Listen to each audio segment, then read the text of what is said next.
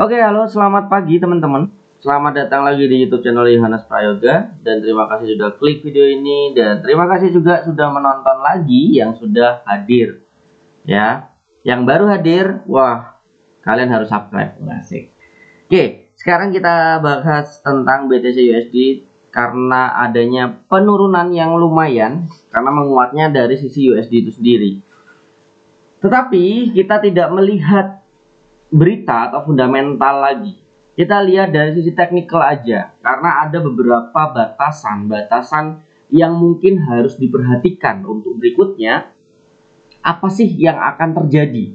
Apa sih yang akan kemungkinan future masa depan BTC ini, ya.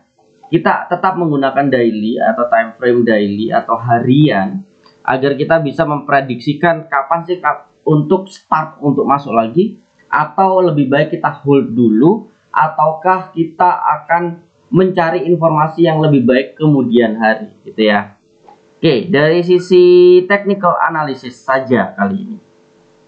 Seperti biasanya, kemarin sudah saya kasih tahu tentang support. Di sini supportnya masih belum tertembus, ya, yang bisa dikatakan sangat kuat. Support ini sangat kuat, dan saat ini sudah kembali lagi. Dari ini kan kemarin ada candle turun 2 hari yang lalu, candle turun sampai ke support tersebut, terus balik lagi ke atas walaupun tidak melebihi yang kemarinnya lagi, dan saat ini masih ada di sekitar sini.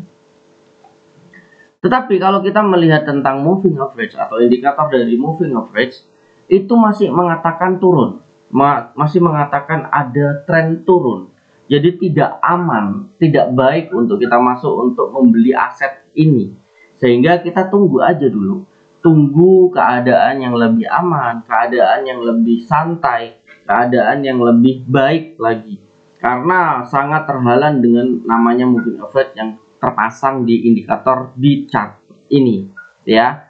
Terus kalau kita kasih tambahan tentang trendline juga, dari sisi trendline sendiri juga masih jauh untuk kemungkinan dia akan membentuk tren baru, itu masih lumayan jauh dan hampir mendekati moving average marah trend-trendnya, ya. Anggap saja moving average-nya itu adalah trendline itu sendiri yang dinamis. Tetapi kalau kita membuat trendline ini kan tidak dinamis, gitu ya. Jadi harus menunggu keadaan yang lebih baik. Tapi perlu diperhatikan bahwa support ini kemungkinan itu memang sangat kuat sekali. Di sini juga ada support lagi di bawahnya, itu sangat kuat sekali. Nah, itu titik-titik pemberhentian yang mungkin akan dilalui oleh BTC. Ketika batasan tersebut memang bisa dilalui dan ditembus, itu sangat berbahaya dan sangat tidak baik untuk menambah aset. Lebih baiknya menunggu saja, karena takutnya tembus ke bawah begini akan semakin turun lagi. Takutnya, ya. Takutnya dari sisi BTC itu akan turun kembali.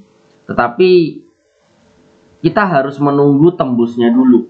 Kalau enggak berarti kita menunggu bagian atasnya dulu. Bagian atasnya dulu seperti ini, ya. Kalau sebagian atasnya ini sudah tertembus ke atas, barulah akan menembus namanya kemungkinan tren itu menjadi naik. Ketika tidak, itu kita perlu hati-hati. Nah, buat teman-teman yang trading future, ya, trading future bukan spot. Kalau trading future kan bisa sell, bisa buy. Kalau spot kan hanya buy. Kalian bisa menggunakan xt.com yang ada di link di deskripsi, dan daftar kalian menggunakan link yang ada di deskripsi, maka kalian akan mendapatkan cashback 80% dan rebate atau cashback atau rebate itu 80%. Kembali ke kalian, ya. Tetapi kalau tidak menggunakan itu, ya tidak dapat. Jadi kalian yang future yang menganggap ketika nanti ini akan tembus akan sell aja menggunakan broker xt.com dan daftarnya menggunakan link yang ada di deskripsi agar dapat 80% cashback atau rebate tersebut. Kalau yang spot, ya tunggu dulu, tunggu sampai keadaannya membaik, ya. Tunggu saat keadaan membaik. Tapi nggak masalah, daftar aja dulu di xt.com menggunakan link yang ada di deskripsi agar kalian juga dapat nantinya ketika siap untuk membeli namanya aset BTC ya, kayak gitu. Oke. Dan apalagi yang dibutuhkan? Kalau dibutuhkan untuk jangka panjangnya, yang pasti jangka panjangnya tetap naik. Karena prediksi dari bukan dari master sih, dari investor besar, orang terkaya nomor 3 di Meksiko, Elon Musk, itu orang terkaya nomor 1 di dunia. Terus banyak JP Morgan itu adalah institusi bank yang besar, itu sudah siap untuk BTC. Dan banyak lagi investor-investor besar lainnya yang memang sudah menyimpan BTC. Tapi bukan jangka pendek. Kalau kita kan menganalisa ini jangka pendek. Tapi kalau mereka kan jangka panjang. Yang memprediksikan pasti punya analisator. Yang memprediksikan itu akan ke 100.000 dolar, akan ke 200 sampai ke 500.000 dolar itu beberapa tahun kemudian. Untuk saat ini memang kalau kita lihat dari scalping naik turun sampai sekarang masih turun, belum naik. Walaupun sempat kemarin naik, itu nggak masalah ya, karena kita scalping atau bisa dikatakan tidak long term seperti mereka. Kalau ngikutin long term seperti mereka, jadi kita hanya menyimpan asetnya. Apa lebih baik atau lebih enak atau lebih senang mereka adalah ketika keadaan turun, karena bisa membeli aset lagi dengan harga yang lebih murah. Jadi kalian bisa pilih sendiri mau jangka panjang mengikuti investor besar seperti mereka, atau hanya trading itu dengan keadaan yang small. Small itu maksudnya ya kecil tetapi pendek-pendek, ya memang beresiko gitu ya. Itu aja yang bisa aku sampaikan untuk hari ini. Semoga menambah wawasan kalian dan menambahkan insight ke kalian bagaimana kedepannya future dari BTC USD ini.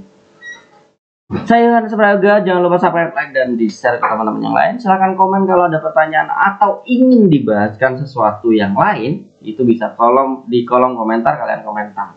Dan daftar menggunakan xt.com agar mendapatkan 80% cashback. Itu aja. Bye-bye, happy trading dan happy investasi. Dadah.